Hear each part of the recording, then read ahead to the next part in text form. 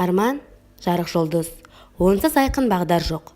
Бағдар болмаған соң алға басу да жоқ, тірлік те жоқ, деген екен Лев Николаевич Толстой. Бала кезімнен ұстаз болуды армандадым. Сол арманымның алғашқы қадамын Қазақ ұлттық қыздар педагогикалық университетінде оқу арқылы бастым.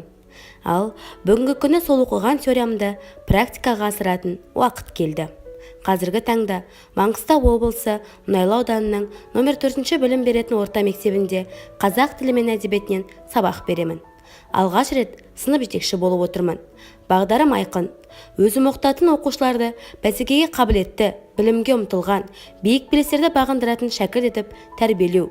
Осы бағдардан адаспай, шыңына жетсек, жарық жұлдызға жетеміз. Жарық жұлдыз менің арманым.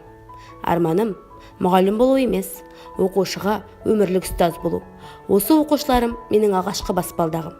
Жаңа оқу жылы құтты болсын, менің сүйікті сыныбым.